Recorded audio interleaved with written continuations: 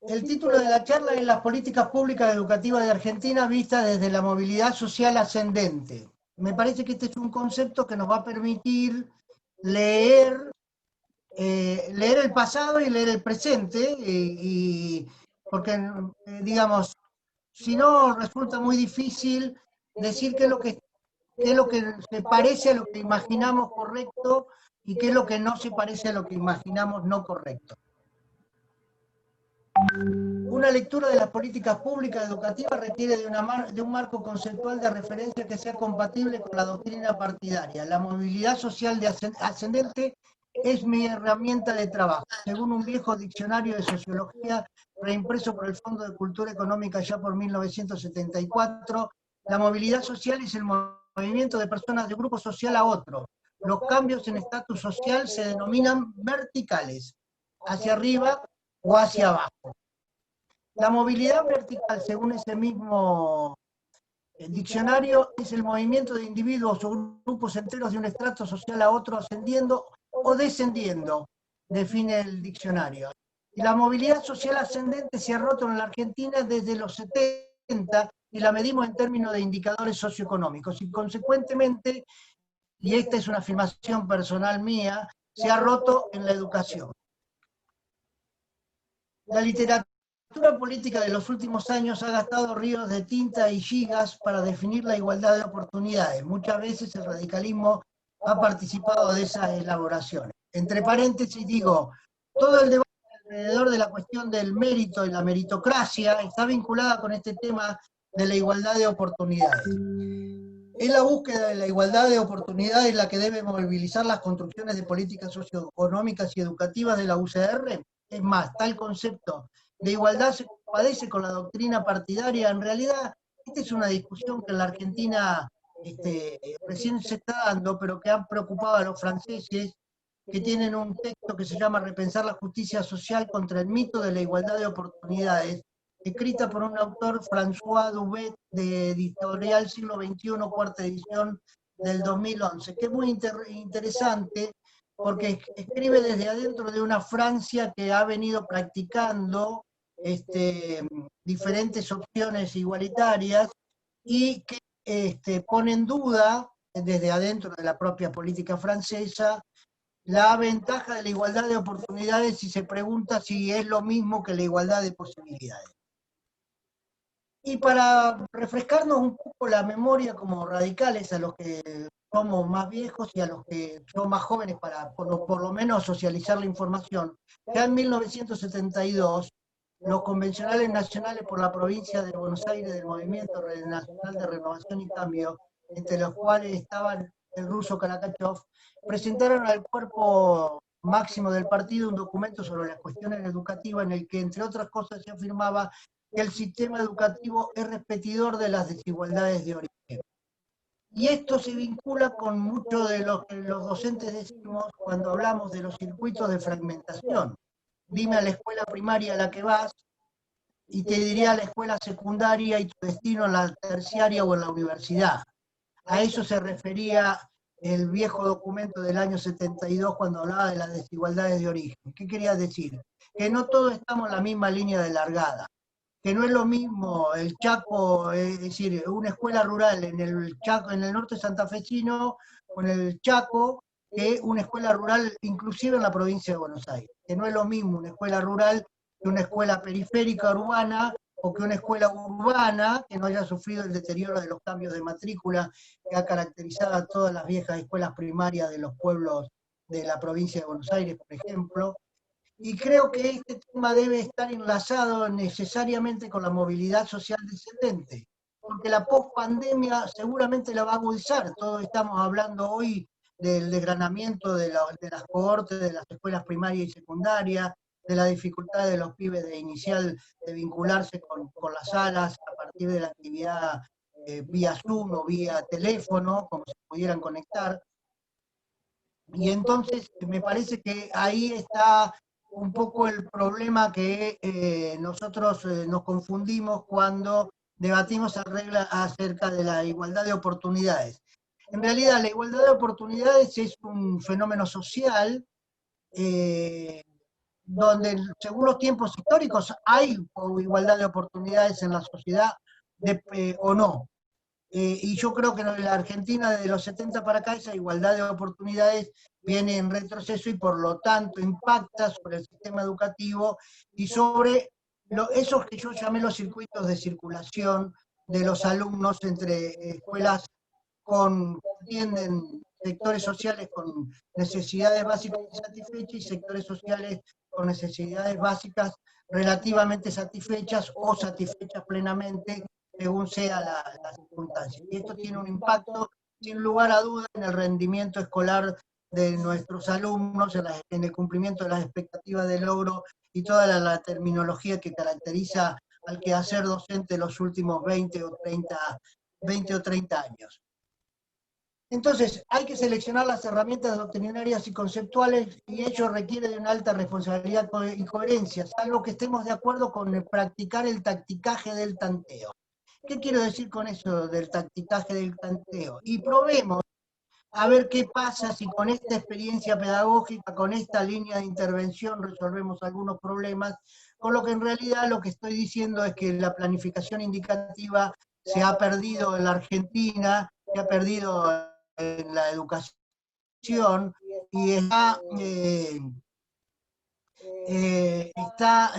sin lugar a dudas puesto, digamos, el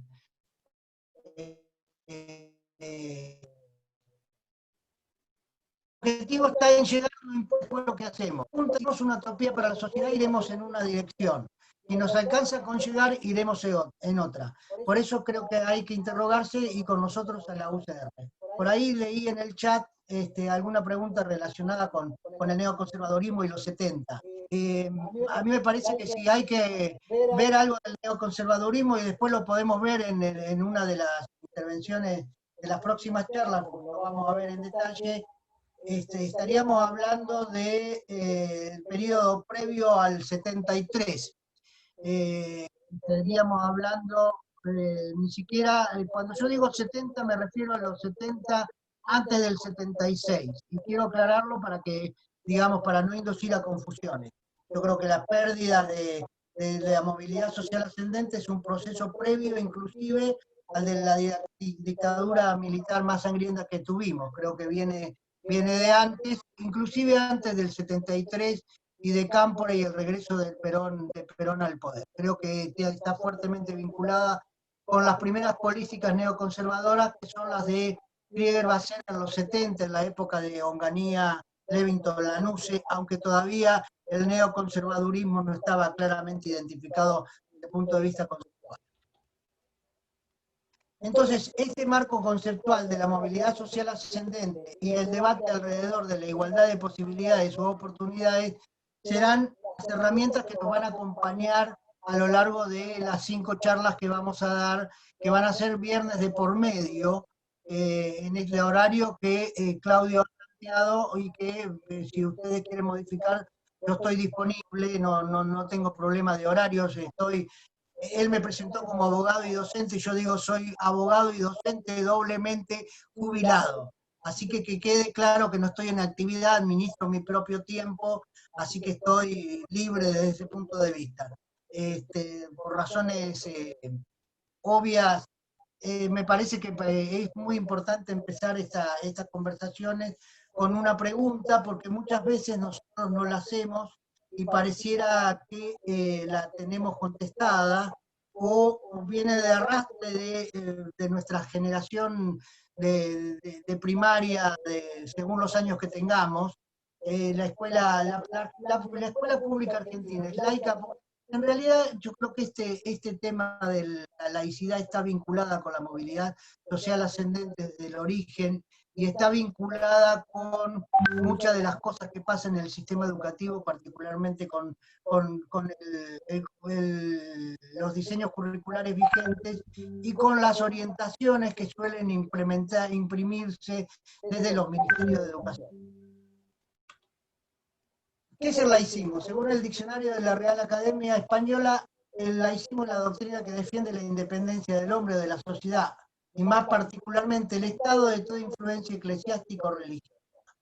¿Qué tiene que ver esto con el sistema educativo? Bueno, la impronta del laicismo en el sistema educativo está clara desde 1853 en adelante y se termina de concretar con la ley 1420, después del debate del Congreso Pedagógico de 1882, que después vamos a ver en alguna de las charlas posteriores.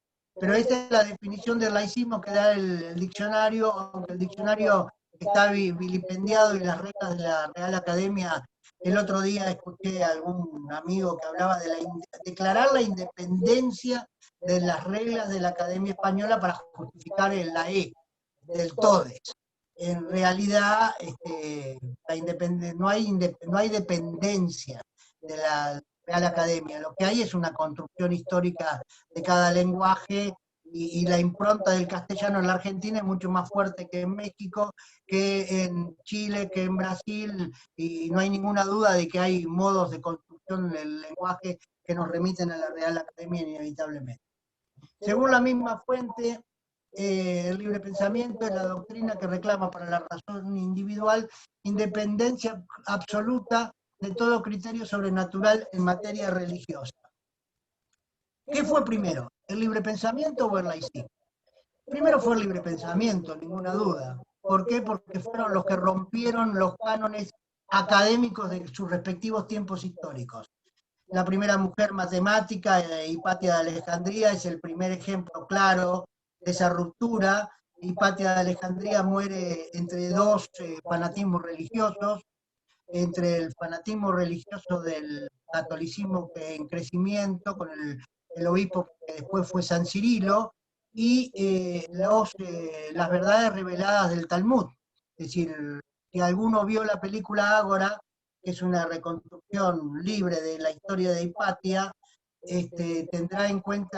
tendrá presente cuál era el tiempo histórico. Todavía había politeístas, por decirlo de alguna manera, en ese tiempo. Es decir, todavía no había venido Constantino y había impuesto la religión católica como religión del Estado romano, del Imperio Romano en aquel tiempo histórico. Otros ejemplos de ese libre pensamiento son Copérnico, Galileo, Servet, Giordano Bruno. La Ilustración y el enciclopedismo corrieron la frontera de la ciencia y sufrieron el dogmatismo de la verdad revelada. Por si se le escapa la información de Servet, Servet es un catalán que investigó la circulación de la sangre en el cuerpo humano y que por eso fue, creo que si no recuerdo mal, fue hermano por el calvinismo, como consecuencia de sus investigaciones científicas. Lo de Copérnico y Galileo es más conocido, lo de Giordano Bruno, hay una vieja película que trabaja no me va a salir el italiano Gian Maria Volonté, que cuenta todo el proceso de condena de Giordano Bruno, que era un pensador que aún creyendo en Dios tenía posturas que no eran compatibles para la Iglesia Católica de su tiempo. La Ilustración y el enciclopedismo, bueno, está claro que eso es un proceso posterior al de Giordano Bruno, al de Galileo y al de Servet, pero sin lugar a dudas fueron en el occidente, fueron las que tuvieron la frontera de la ciencia y sufrieron el dogmatismo de la verdad revelada. Y el laicismo es hijo de la Revolución Francesa. ¿Y por qué es hijo de la Revolución Francesa?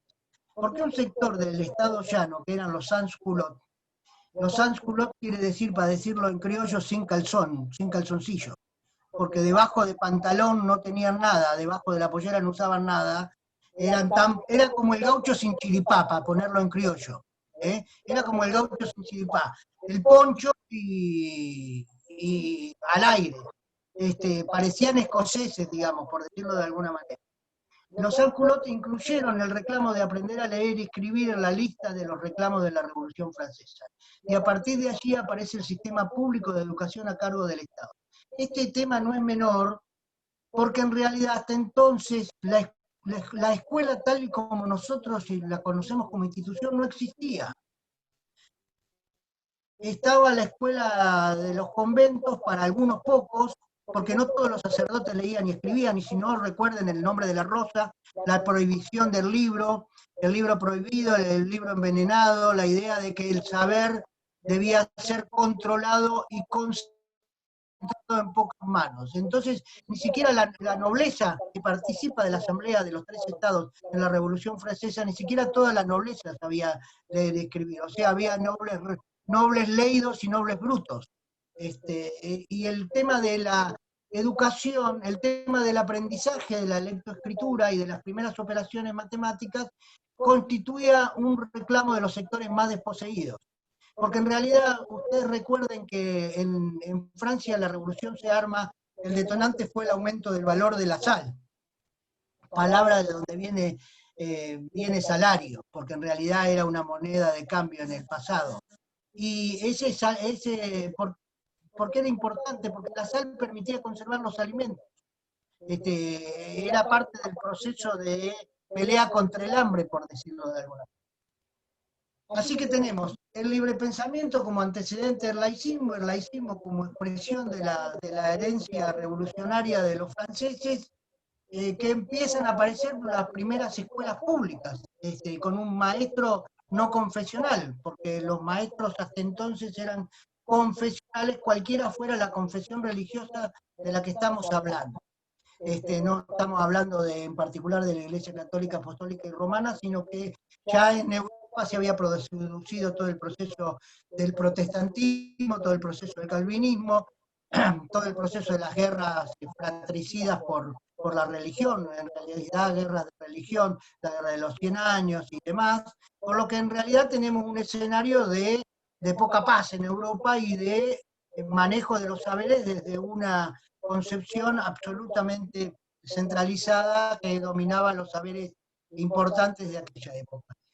Recordemos además que la Revolución Francesa lo que había hecho era romper, y Copérnico y Galileo habían hecho un fuerte esfuerzo para romper la idea del teocentrismo y del heliocentrismo. El sol era Dios, Dios era el sol, el Dios sol era el francés, y el teocentrismo se empieza a romper precisamente cuando cambia la cosmovisión de la Tierra y es el centro del universo o no. Es decir, si el centro del universo es la Tierra, la presunta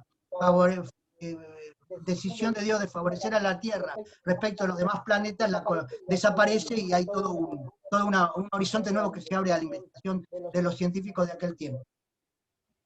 ¿Qué relación hay entre marcos conceptuales, herramientas y libre pensamiento y laicismo? La doctrina radical en materia educativa es hija de ambos conceptos. Antes de ser radical, Alem fue libre pensador y trabajó por la vigencia de la ley 1420 junto a Sarmiento y muchos otros.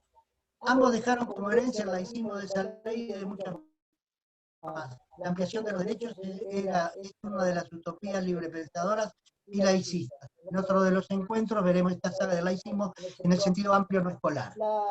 ¿Por qué decimos esto? Porque en realidad la ley 1420 se pone en vigencia en 1884, antes de la revolución. Así que el radicalismo no existía ni la Unión Cívica de la Juventud, todavía no se había partido la Unión Cívica Radical con la Unión Cívica Nacional de Mitre, es decir, estamos hablando en la prehistoria, si ustedes quieren, en el prerradicalismo. Alem era alcinista, era fuertemente autonomista, estuvo en contra de la capitalización de Buenos Aires, pero tenía en común con Sarmiento esta cuestión del libre pensamiento, y los dos operaron, uno desde adentro y otro desde afuera, en el seno del Congreso Pedagógico, en consonancia con la idea de encontrar un camino que vertebrara la unificación de las corrientes inmigratorias que se habían producido, de las cuales está claro que la provincia de Santa Fe es un ejemplo. Ustedes tienen un departamento que se llama el Departamento de las Colonias, ¿sí? ¿Por qué se llama el Departamento de las Colonias? Porque cayeron las primeras corrientes inmigrantes que fueron a ocupar el campo, se asentaron en lo que es hoy Esperanza, Hipatia, Progreso, Grutri, Santo Domingo, toda esa zona cercana a la Santa Fe capital. Digo, y esa zona tiene mucho que ver con el laicismo, inclusive el laicismo histórico de la provincia de Santa Fe, que fue la primera provincia que tuvo ley de matrimonio civil. Pero me estoy yendo, no ese es el objetivo de la charla, y les dejo picando la curiosidad para el próximo encuentro, porque en realidad ustedes los santafesinos tienen mucho que ver con la ley de matrimonio civil que después se rigió para todo el país. Volviendo al tema, Sarmiento y Alem no estaban en el mismo partido político. Es más, Sarmiento estuvo en contra de la fundación de la Ciudad de La Plata, pero no estaba en contra de la capitalización de Buenos Aires. El problema de la sede del gobierno nacional llevó una buena cantidad de tiempo, después de 1860, cuando Buenos Aires reingresa a la Confederación Argentina, con lo que en realidad estaban en diferentes sectores, pero coincidieron en esto y trabajaron en simultáneo, uno desde afuera, Sarmiento, y otro desde adentro, como delegado en el Congreso Pedagógico de 1882. Y fíjense, y voy a decir algo que me he cuidado de decir el pasado 17. En ese Congreso, los católicos se retiraron, y uno de los voceros más fuertes del catolicismo posterior fue José Manuel Estrada. La pregunta es, nosotros tenemos un día del maestro por los librepensadores y tenemos un día del profesor hoy por hoy todos son profesores. Los institutos superiores de formación docente habilitan para una u otra cosa, en realidad esto es meterse en un berenjenal, porque en realidad todavía no he podido encontrar las razones cuál fue el ministro de Educación que estableció el 17 de septiembre como el Día del Profesor. Estoy buscándolo porque me quiero sacar la duda de quién fue. Si fue un presidente de facto, un ministro de gobierno de facto, si fue un gobierno popular o quién fue. Porque es sintomático esto de que después del Día del Maestro viene el Día del Profesor, y los dos son casi como las dos veredas de la educación en un tiempo histórico del debate de la construcción del Estado educativo en la República Argentina. La escuela pública, laica, gratuita y obligatoria es el resultado del Congreso Pedagógico de 1882 y se consolidó legislativamente con la Ley Nacional 1420 de Educación Común. Dice, la Constitución en el artículo 5 dice que las provincias tienen asegurada su autonomía si garantizan el sistema del régimen municipal y la educación común. Por educación común se entendía la primaria. Las posturas fueron dos: enseñanza religiosa o prescindencia. ¿Qué quiero decir enseñanza religiosa? Enseñanza religiosa en la carga horaria y en el contenido curricular, con los chicos sentados como si estuviera en la libreta de calificaciones, por decirlo de alguna manera.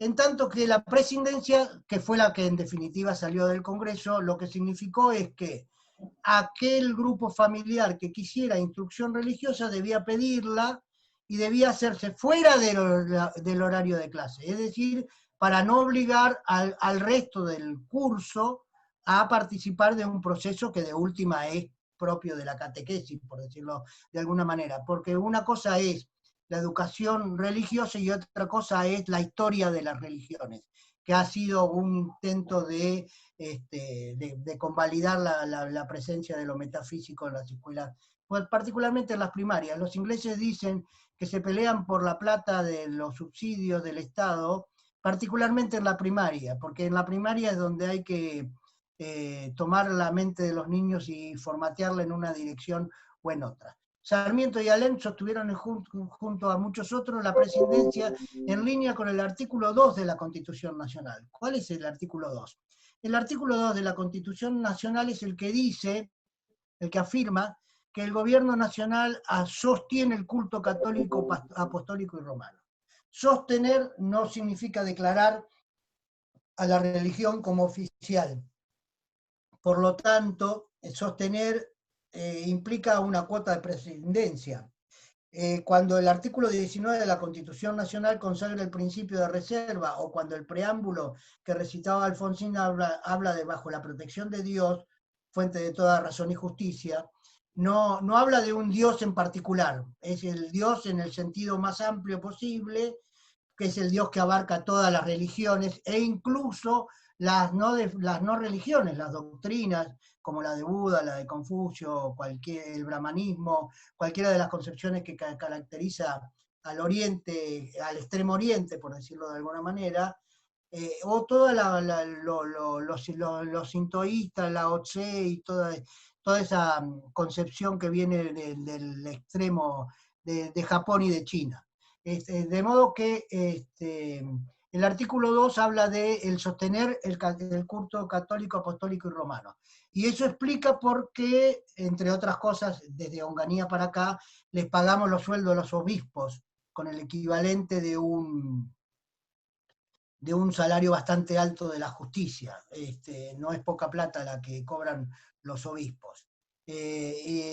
No hay diezmo en la Argentina, a diferencia de España. En España uno tiene, cuando hace la declaración jurada de bienes, o cuando se registra impositivamente, puede destinar una parte de sus impuestos, es una opción, una parte de sus impuestos al culto que quiere, podría dedicarlo a los testigos de Jehová. En la Argentina esto no existe, por eso hay una sola religión que es la privilegiada, que es considerada persona de derecho público, según lo dice el Código Civil y Comercial vigente, que este aspecto no se modificó cuando el cambio de la legislación. Como consecuencia de la restauración nacionalista católica que llega hasta la Revolución de 1943 y que comienza en 1930, se manifiesta con la dictadura del 66 y que se consolida luego con la última dictadura militar, el restablecimiento de la religión como contenido curricular prescripto se constituye en una muestra del retroceso operado. Desde 1884 hasta la sanción de la Ley Federal de Educación, no existió cuerpo legal alguno de alcance nacional, salvo la Ley 1420, que fue derogada por el decreto, en la práctica fue derogada por el decreto que puso en vigencia la 2495, que es la de los 90, del tiempo de Menem. Su texto, la 2495, no tiene ninguna referencia ni a laicidad, ni a laicismo, ni a laica, y menciona el pensamiento crítico. Esta es la ley que puso en experiencia este tema de la obligatoriedad hasta el 9º año de la educación general básica y que creó el polimodal y de la que todos tenemos recuerdo, y que, entre otras cosas, al aprobarse los diseños curriculares, se eliminó a Darwin y a Lamarck de los diseños curriculares, es decir, de los contenidos de toda la teoría de la especie, de la evolución de las especies, desapareció de los contenidos curriculares en el tiempo posterior, creo que fue durante el periodo que va de Rodríguez a Decibe, o de Salonia, de seguro de Salonia a Decibe en el Ministerio de Educación de la Nación. Contenidos básicos curriculares en los que participó en su redacción, entre otros, el ex ministro Martínez de Hoz, de la dictadura militar del 76, que aportó con relación a los contenidos de economía política. Digo, para que nos pongamos en sintonía con algunas de las cosas que pasaban mientras discutíamos el tercer ciclo del EGB y el polimodal. La ley 1420 fue derogada definitivamente con la puesta en vigencia de la Ley Federal de Educación, con el decreto 872 del 93.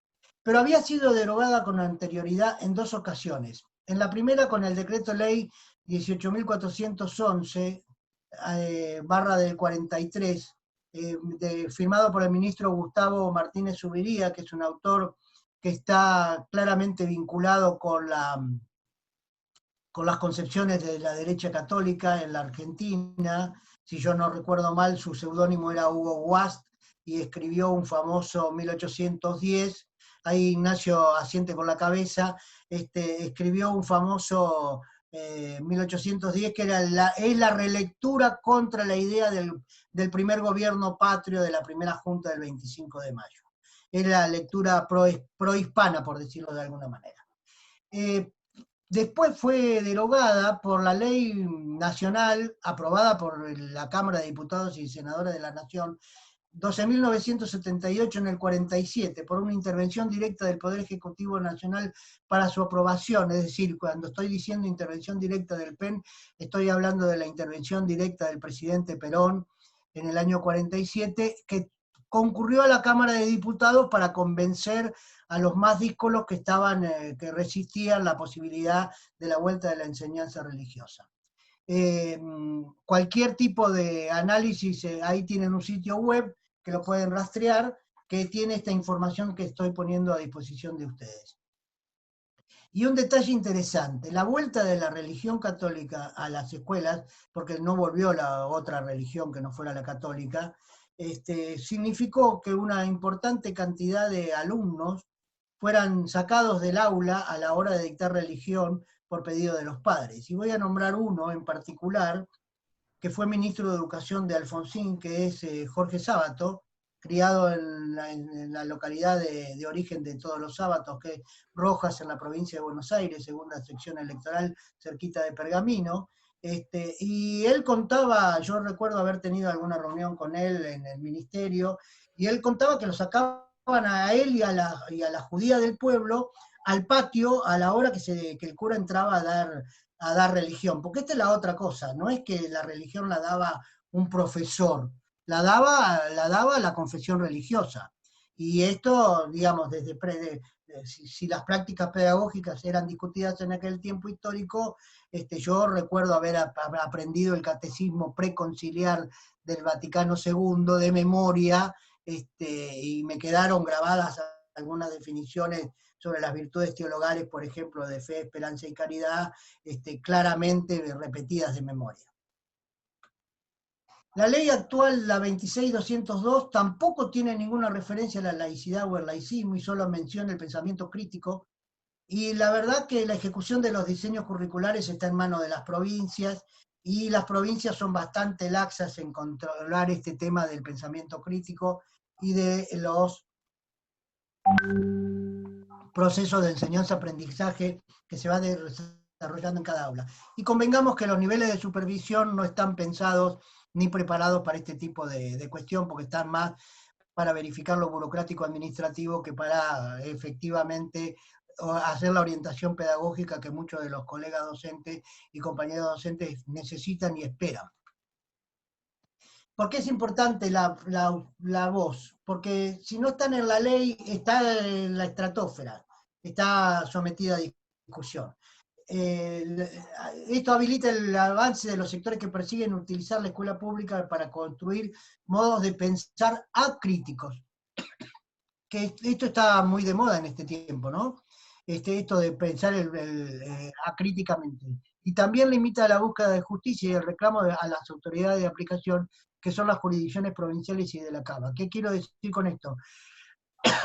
Que si no hay normativa clara y expresa, ningún padre puede pedir por la vía del recurso de amparo, por ejemplo, el cumplimiento de la normativa. Entonces, como recuerdo de alguna consulta de alguna zona de campo de Santa Fe, un director de escuela secundaria se levantó contra la visita de los sacerdotes que venían a buscar vocaciones religiosas a la escuela y que querían hablar con los chicos, y lo resistió. La supervisión no fue muy clara, y la verdad es que hay determinadas prácticas que todavía siguen subsistiendo en algunos lugares, y el espacio de la escuela sigue siendo un espacio de referencia más allá de la pandemia y más allá de las limitaciones que cada uno de los establecimientos educativos puedan tener.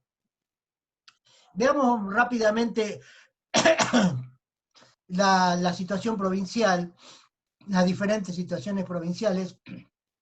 Salta tiene una ley provincial que permite la religión católica en las escuelas públicas, con fondos públicos y docentes titulados en institutos privados confesionales católicos, por supuesto.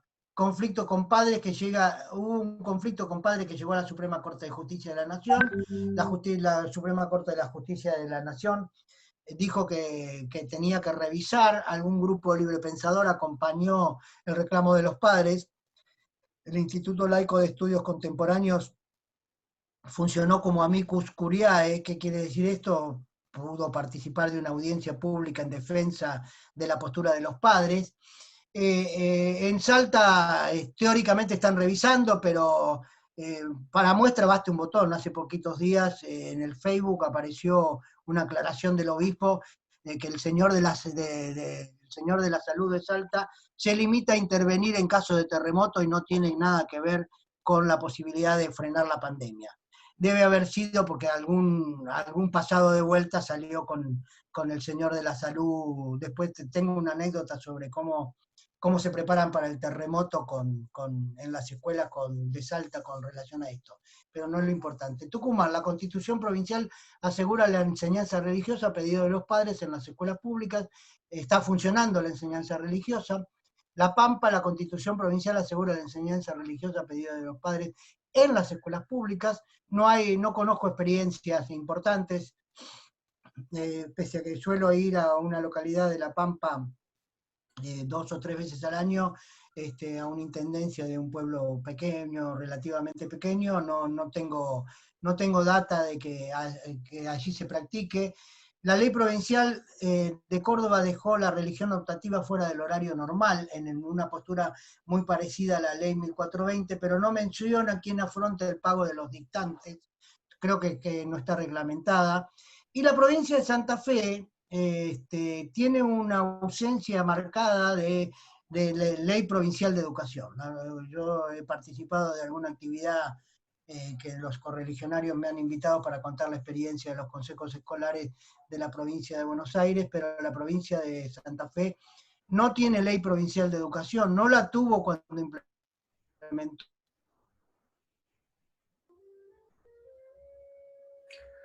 Ahí se colgó la imagen de Carlitos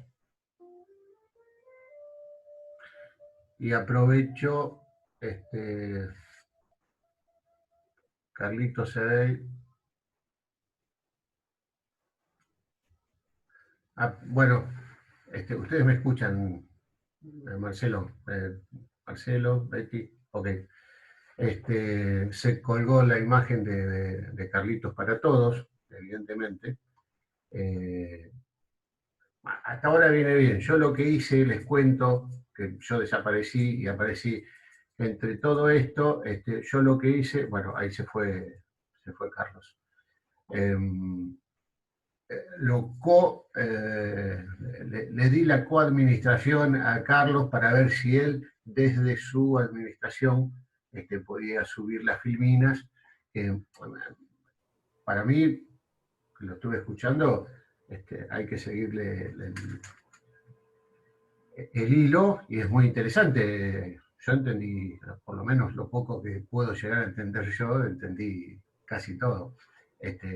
Pero el trabajo de Carlos está justamente subiendo filminas, hablando sobre, bueno, ustedes son docentes, casi todos son docentes o profesores, para lo que decía Sebey, todos son profesores, no son maestros, son todos profesores. Pero es más didáctico, ¿sí? Lo que sé es que es más didáctico con las filminas. Uno los puede leer también. Esperamos a ver que se restablezca la comunicación con Carlos Sebey, y de paso, ya paso parroquiales. A ver, Carlos Alejandro, a ver si está. Tomen nota, el lunes 28 de septiembre vamos a realizar una nueva reunión organizada por la FAI Rosario, con Hipólito Solari Irigoyen. ¿Volviste, Carlitos?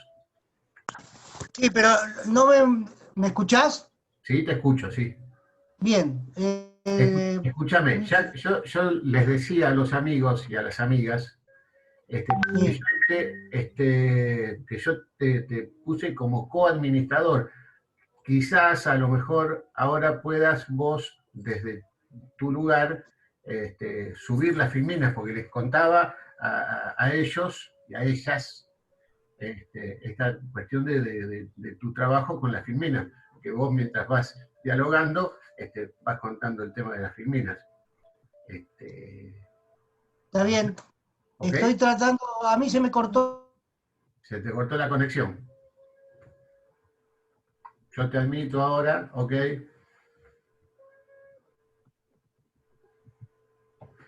Entre tantas cosas, y me imagino, Marcelo, que también en provincia de Buenos Aires debe pasar, porque por lo menos es lo que pasa acá, nos quieren hacer estudiar, a ver, al docente de toda la Argentina y al docente primario, secundario y universitario, le dicen ahora, con el tema de la pandemia, te enchufan una máquina y te dicen, bueno, te tenés que conectar al Wi-Fi y así vas a aprender. No tenemos Wi-Fi, no existe el Wi-Fi acá en la Argentina. Se nos corta en cualquier momento, nos arrancan la cabeza con el costo y no anda. Bueno, pero este es otro tema. Carlitos, Ahí estamos. ¿Está en la pantalla la que estábamos viendo de Santa Fe? se te No escucha. se ve la pantalla. La pantalla no se ve, Carlos. Se ve negra. La estoy compartiendo, debe estar por llegarles, ¿eh? Ok, porque yo te veo a vos. Sí, hay que elegir la pantalla de Carlos para que se vea. Ahí están las situaciones provinciales. ¿Cómo? Van a opciones arriba, seleccionan Carlos CB y aparece la... Sí, así es. Gracias, Susana. Así es. Exacto. Bueno. Ahí estamos de vuelta. Sí. Listo. Muy bien. Seguimos. ¿Se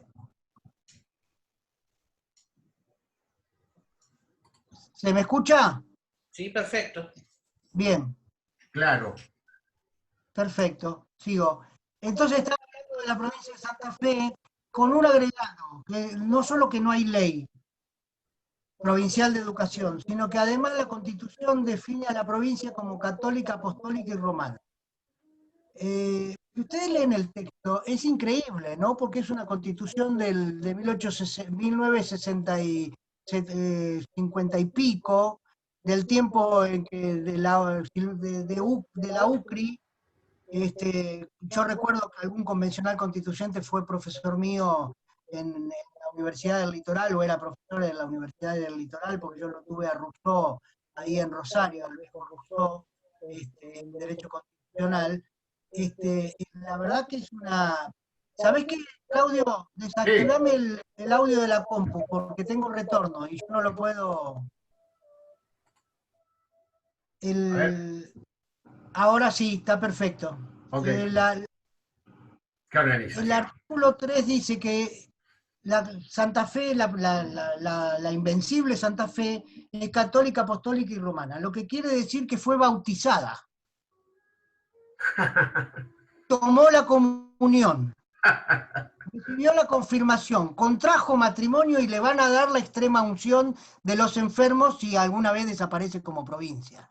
En realidad, ¿por qué digo esto? Porque es una locura. Una persona jurídica, jurídica de derecho público, de derecho privado, no puede tener una confesión religiosa, porque no puede practicar la religión. Que en la Argentina había que ser católico, apostólico y romano para ser presidente. Eso lo eliminó la Constitución del 94. Bueno, dejemos las situaciones provinciales. A ver si puedo...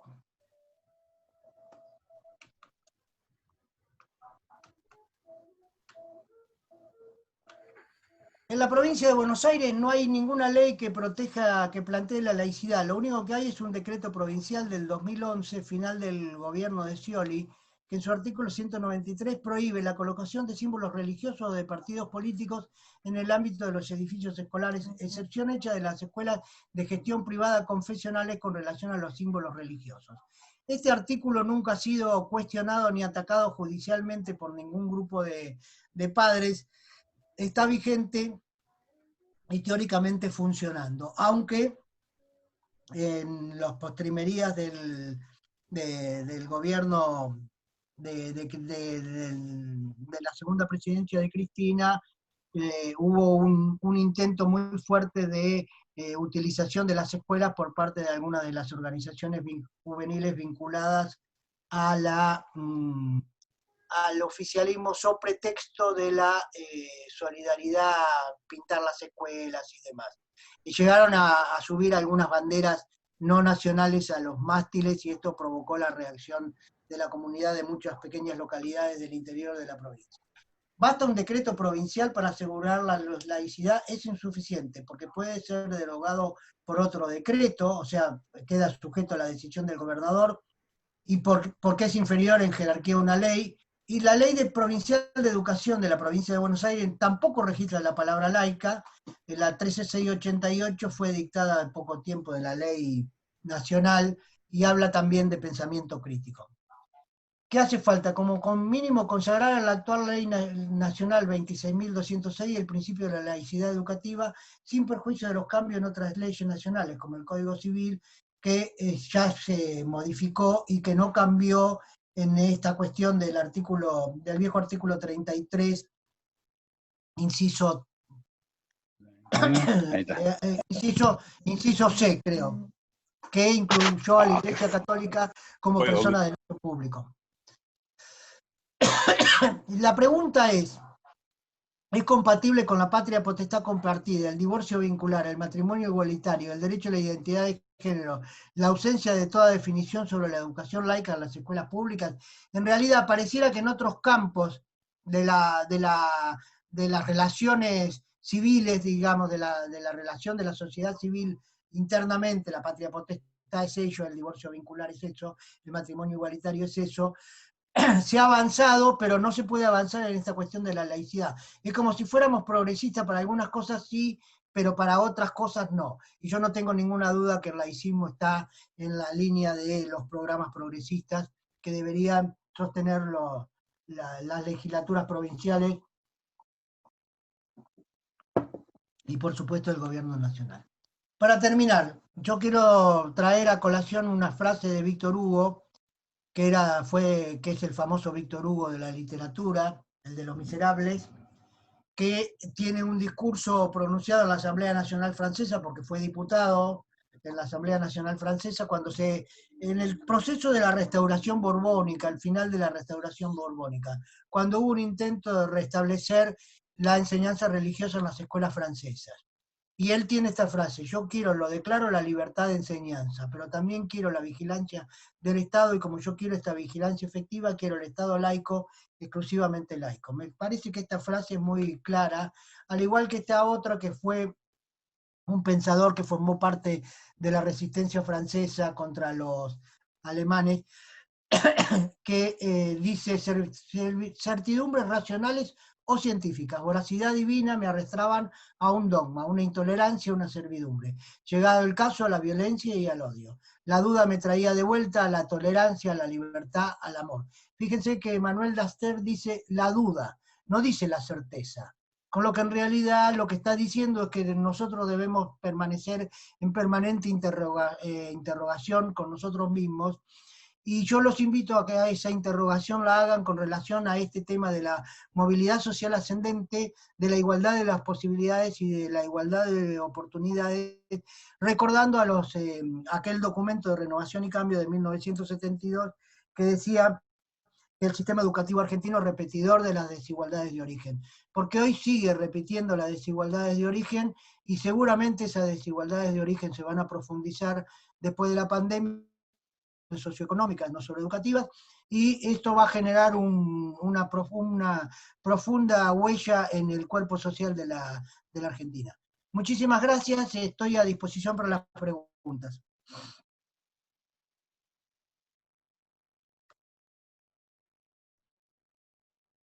Y les dejo esta reflexión final. El laicismo no es el recuerdo de glorias pasadas, es una necesidad imperiosa. Sin laicismo, la escuela será un lugar de adoctrinamiento que abrirá las puertas al fanatismo y a la irracionalidad. El laicismo en la escuela contribuirá a la necesaria tolerancia que todos reclamamos para nuestra vida diaria. Y como consecuencia de estas charlas, y con esto termino, yo me he interrogado si no habría que agregarle si el laicismo es solo con referencia a la religión hoy, o es también una cuestión vinculada con las concepciones unívocas de blanco-negro, de amigo-enemigo, que pareciera están empezando a campear en el escenario no solo de la Argentina, sino también del mundo, ¿no? Creo que es evidente que estamos en un momento donde resurgen algunos fantasmas que imaginábamos que nunca iban a volver. Así que bueno, ahora sí estoy dispuesto a la pregunta. Creo que Marcelo Tazara ha pedido la mano reglamentariamente con la manito azul, así que yo estoy a disposición. Correcto. Carlos, excelente. La verdad que impresionante. La charla me parece muy esclarecedora. Mi pregunta es la siguiente. ¿Usted cree que el principio de la destrucción de la educación pública argentina empezó con la libre y laica? No, yo creo que viene de antes. Creo que la libre y laica es la consumación de un proceso que empieza mucho antes. Porque lo primero... Pero ahí se consolidó una parte, sin duda, lo vamos a ver después. Ah, bueno, perfecto, perfecto. Pero sin duda que es un momento crucial. Y el tema de la calidad, el tema de la calidad educativa, ¿querés seguir? Dale vos, si yo te escucho. Dale. El tema de la calidad educativa de los años 90 es un eufemismo del neoliberalismo, ¿no? A ver, yo escribí en el 2010 un articulito muy breve de una página que se titula El fraude educativo. Los pibes hacen como si aprenden, los docentes hacen como si enseñan, los directores hacen como si conducen la escuela, los inspectores hacen como si supervisan y los ministros de educación están contentos porque el 90% de los pibes pasan de grado. Es decir, yo creo que en realidad hay un discurso, esto lo escribió un pensador español que habla del currículum oculto, los que son docentes lo deben tener presente, Kohl, de la década de los 70, 80, 90. Kohl dice que una cosa es lo que dicen los papeles de los programas de estudio y otra cosa es el verdadero currículum, que es el que se ejecuta en el aula. Y digamos, yo coincido con que ha habido una pérdida de la calidad de los aprendizajes, porque en realidad en el sistema educativo, y también será parte de algún momento de las próximas charlas, hay como coexisten modas pedagógicas. Y cuando coexisten las modas pedagógicas según los tiempos históricos, digamos, todavía quedan docentes que se formaron en las viejas escuelas normales, al lado de pibes que son profesores de matemática, que son egresados del polimodal. Entonces, en algún lado hay una capitis diminutio de saberes culturales. Yo alguna vez tuve oportunidad de decírselo a Sanz cuando en uno de sus intentos de candidatura a presidente delante de algún experto educativo. Es decir, el bagaje cultural de los profesores es crucial, porque cuanto más viejos nos ponemos, más distancia tenemos con los pibes. Entonces, en algún momento nos pasan por arriba. Y yo creo que este es un proceso que se está dando, ¿no? Bueno, ¿cuándo precisa usted que empezó la degradación? Si fue antes de la libre y laica. Si fue antes yo creo que el golpe del 30 rompe el tema, rompe la continuidad de la legitimidad institucional, y al romper la legitimidad institucional rompe las posibilidades de un modelo de reparto. Yo creo que además esto se cruza con las perspectivas socioeconómicas del país, ¿no? Por eso yo hago una distinción entre, ya lo voy a decir en su momento, hago una distinción entre las presidencias de Perón y las presidencias de Néstor y de Cristina, desde el punto de vista de la educación y de las herramientas que puse a disposición de ustedes hoy temprano.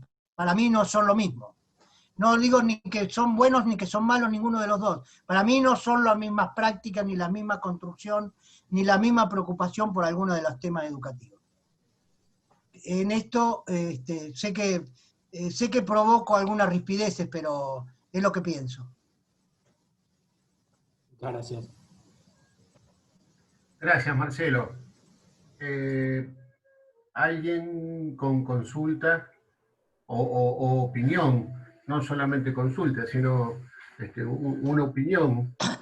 Acá nadie está. Ahí está, Silvia. Hola Carlos.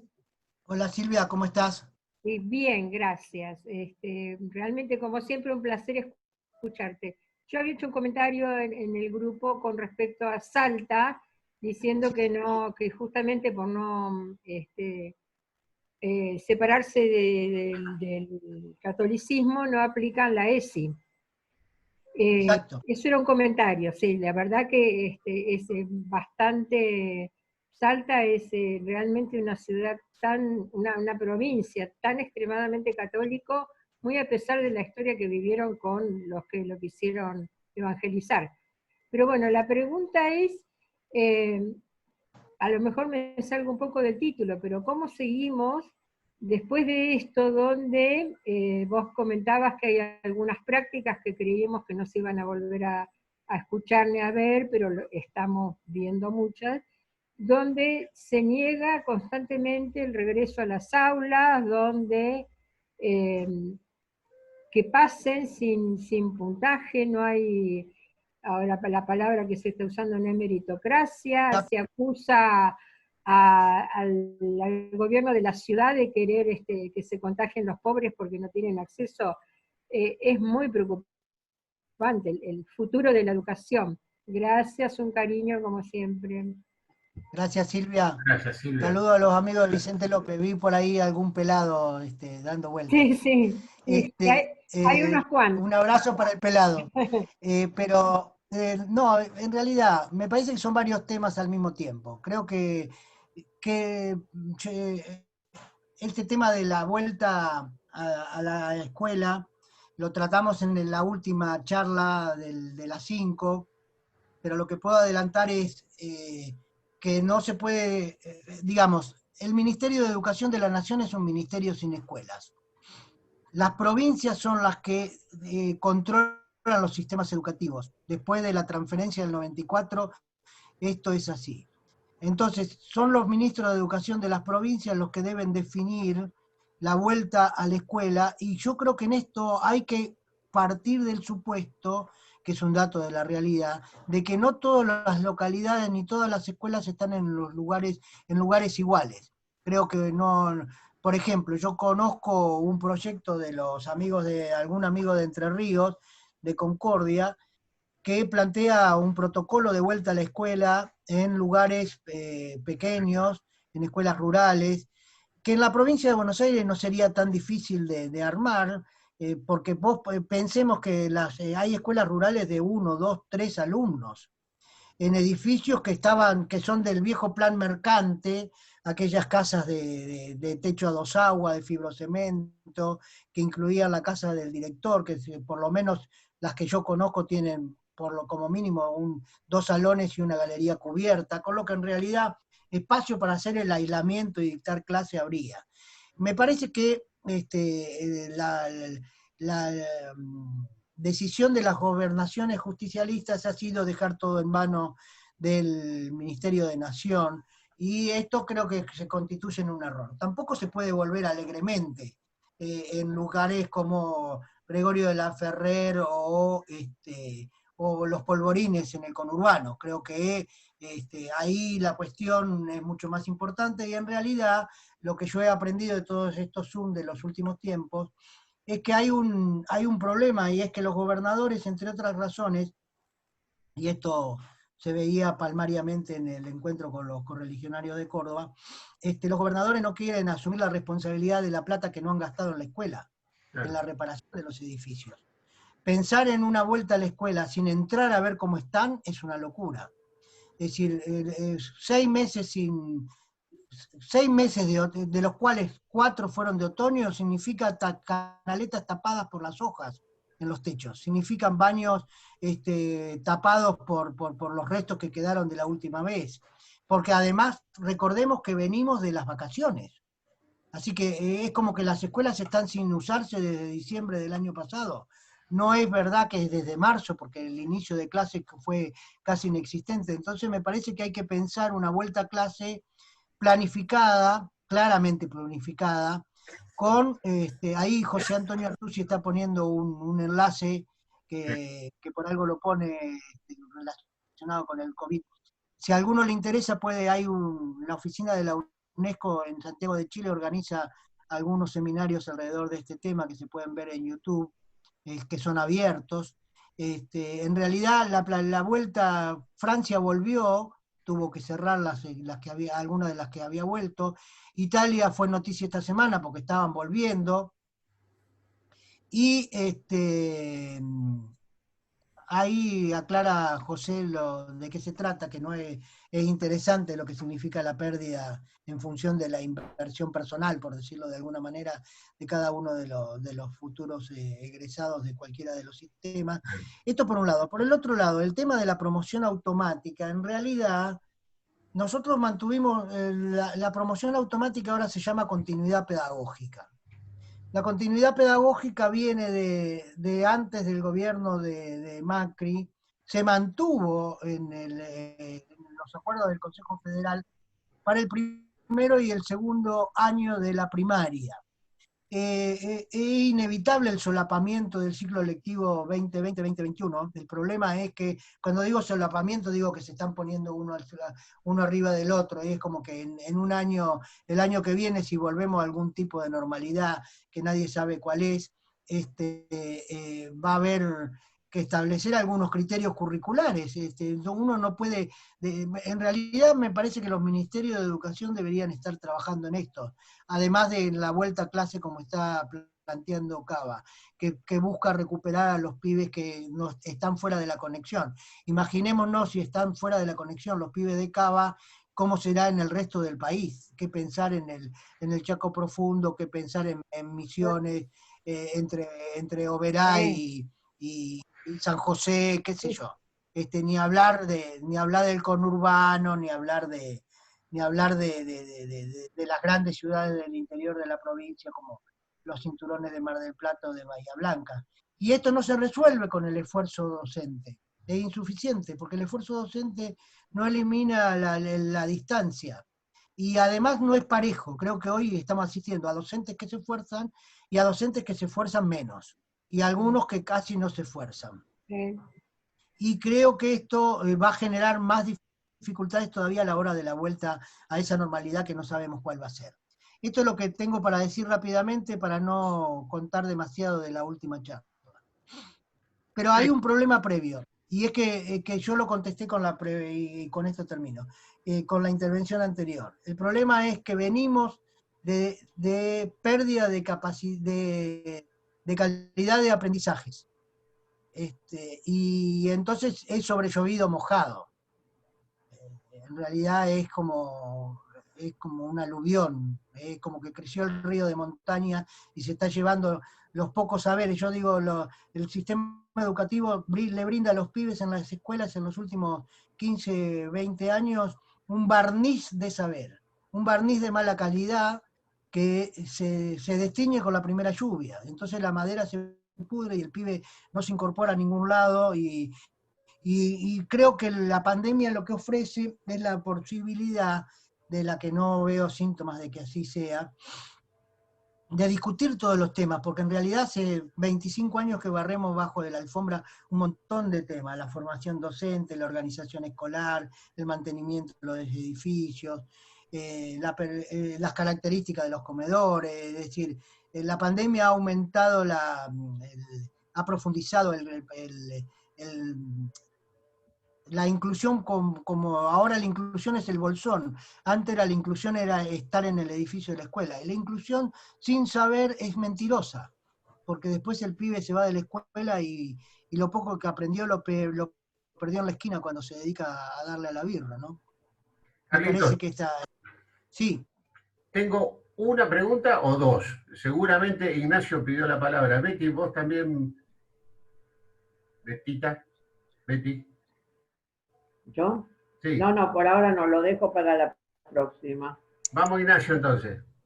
Bueno, hoy me hiciste recordar, yo empecé la primaria en 1950, o sea que a mí me dieron religión en la escuela, y mi escuela se llamaba José Manuel Estrada, mi escuela pública. Mi maestra era la que nos daba las clases de religión. Bueno, ya en quinto terminé en el 57, o sea que ya en el 55 todavía no había terminado primaria, sacaron las clases de religión. Entonces retiraban a mis compañeritos a las clases de moral, que los llevaban al patio. Claro. Y a nosotros nos llamó la atención, porque los sacaban como si fueran castigados, ¿viste? no lo sacaba, nosotros teníamos impresión. Entonces entramos a preguntar, y bueno, una era evangelista, otro era, el padre era ateo o comunista, y la otra era, tenía otro tipo era judía. Entonces empezamos, siendo una escuela donde nos incluyen a todos, cuando dejamos colgados afuera nuestra situación económica, con nuestro guardapolvo blanco, donde dejamos afuera, colgado también afuera todo lo que nos divide, o sea, raza y formación, estaban haciendo todo lo contrario. Y uno de los autores de esa enseñanza católica en la escuela de esa década fue un obispo de acá, de Santa Fe, Nicolás Fasolino, amigo de Wilkinson, capellán de Gou, que fueron los que implantaron. Era el cardenal de Santa Fe. Sí, señor. Sí, sí. El reverendo cardenal de Santa Fe. Socio de Bobbio en el canal. Sí, señor. El reverendo cardenal. Este señor, él fue el que lo hizo derrocar a Luciano Molinas. Cuando Luciano Molinas reimplanta la Convención Radical del 21, que Mosca la había saboteado por consejo del obispo Boneo. Y la Constitución Provincial del 21, tengo un librito acá. Muy bueno, sí, el mismo que tengo yo. Del amigo Blando. Claro, porque la Constitución del 21 excluye, en esa Constitución hay un solo artículo condicionado, que el capital de la provincia tenía que ser Santa Fe, por la duda, porque veían que podía haber mayoría del sur. Pero en la parte de religión directamente derogan todo. Exactamente. Bueno, y anteriormente, otro obispo que no era de Santa Fe, sino de Paraná, José María Gelabert, es el que le crea el golpe a Oroño por el tema del registro civil provincial.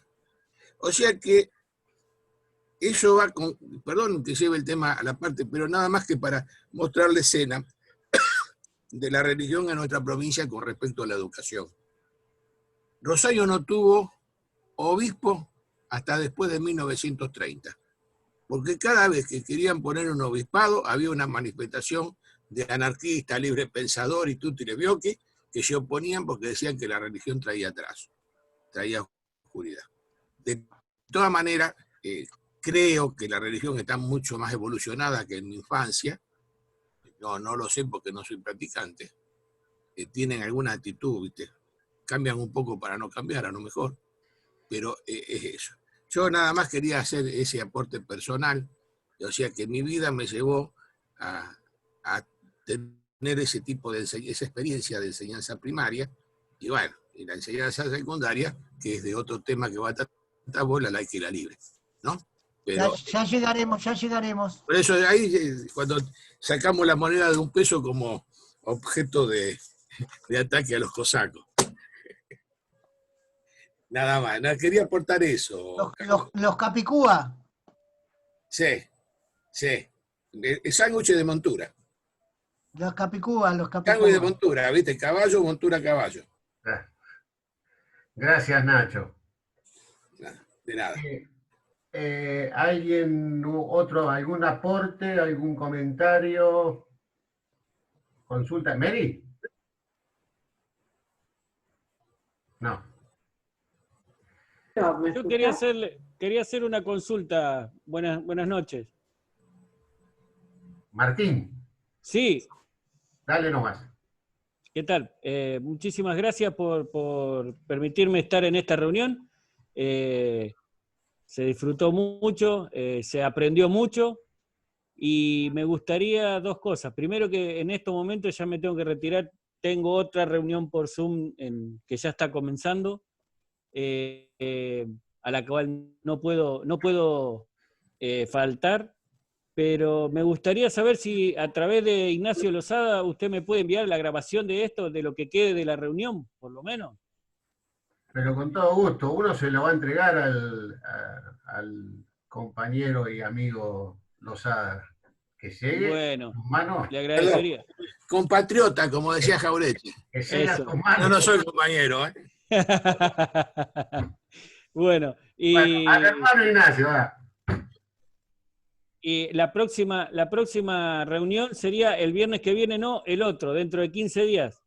Exactamente. Exactamente, sí, señor. Bien, a Yo la te misma aviso, hora, Martín.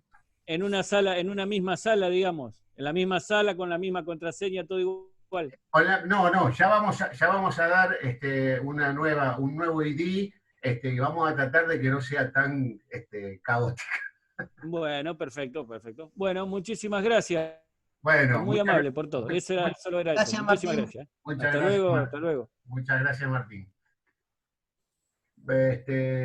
Nuevamente, ¿algún aporte, algún comentario, alguna pregunta? Adriana, tenés que desmutuarte.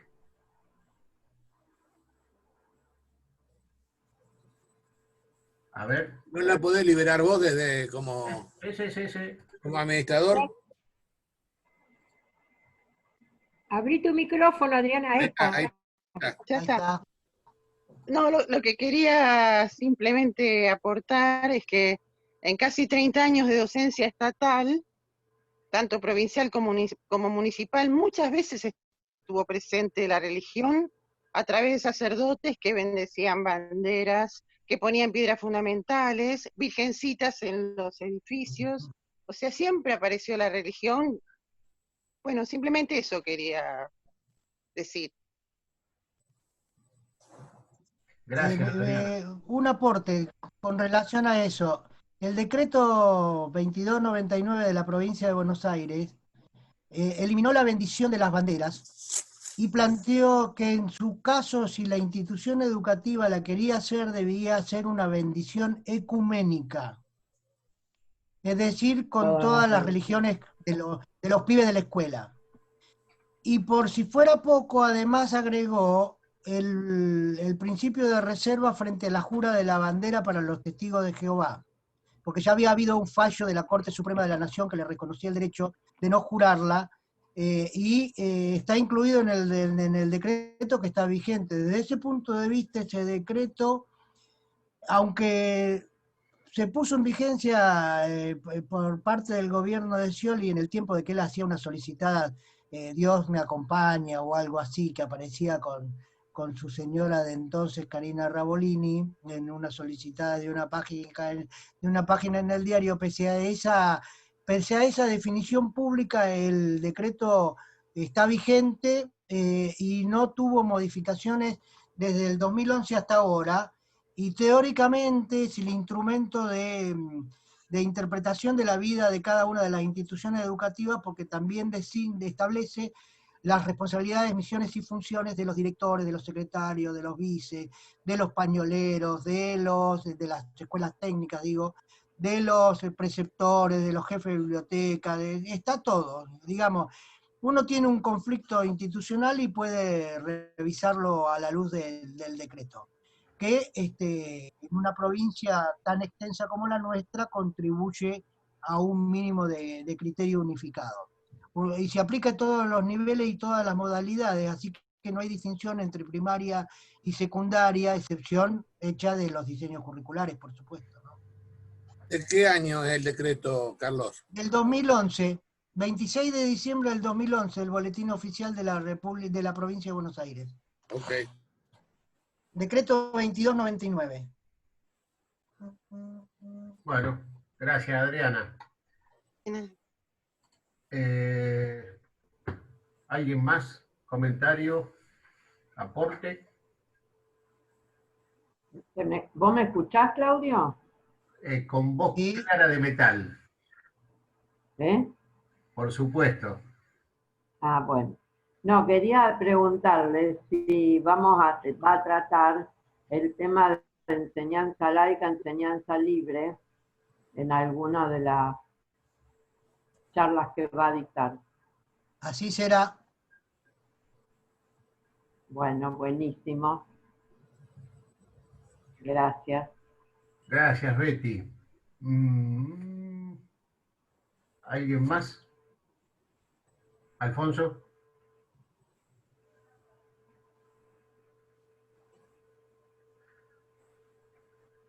Bueno, yo creo que podemos ir cerrando, agradeciendo a Carlitos, estos minutos, esta predisposición, disculparnos de nuevo por los errores, por la demora en el comienzo y las dificultades que no le pudimos, que le dimos, no que no le pudimos, que le dimos al disertante para explayarse como él está acostumbrado. Prometemos tratar de solucionar estos inconvenientes la próxima, dentro de 15 días. Ya van de la misma manera que ustedes se enteraron, sea por redes sociales o por mensajes directos entre amigos o grupos de WhatsApp o algo por el estilo, seguramente se van a volver a enterar porque vamos a empezar a publicitar la nueva actividad que es dentro de 15 días, en el mismo horario, y ojalá que también tengamos esta posibilidad de después de escucharnos, de vernos, de poder salir de nuestras casas, tanto sea en provincia de Buenos Aires, en provincia de Córdoba, en provincia de Entre Ríos, en la provincia de Santa Fe, donde sea, en la ciudad autónoma de Buenos Aires, y así. Hoy es 18 de septiembre. Hace 35 años, termino con esto, total, 35 años de la presentación de el informe del doctor Julio Estrada. Sí es. Me parece que es para recordarlo, saludarlos a todos, bueno, y nuevamente agradecerle por todos estos minutos que compartimos un viernes a la tarde. Acá me preguntan, para todos también, bueno, cuando venga el doctor. Bueno, sí, Mary, el 28 de septiembre, de la misma manera que se enteraron, seguramente vamos a publicitar el 28 de septiembre, que es lunes, vamos a hacer una charla con Hipólito Solari, hablando sobre Malvinas. Es un reconocimiento en vida que la Fundación Ilia le va a otorgar también nuevamente al gran Hipólito Solari Irigoyen para escucharlo hablar sobre Malvinas. Bueno, nada más. Lo que quedaría ahora para los presentes que practican la religión judía es el Shana Tová. Shana Tová. Exacto, Shana Tová. Feliz día, Shana Tová. 5472. Sí, Shana Tová, Shana Tová. Bueno. Muchas gracias, Gracias a ustedes por la paciencia. Bueno. Aplauso virtual. Nos vemos, nos vemos. Muchas gracias.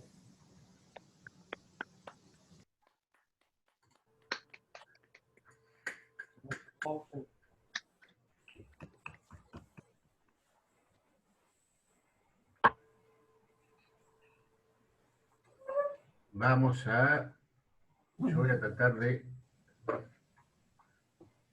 cerrar esto de la grabación. Ahí está. Bueno, chao a todos. Chao. Chao a todos.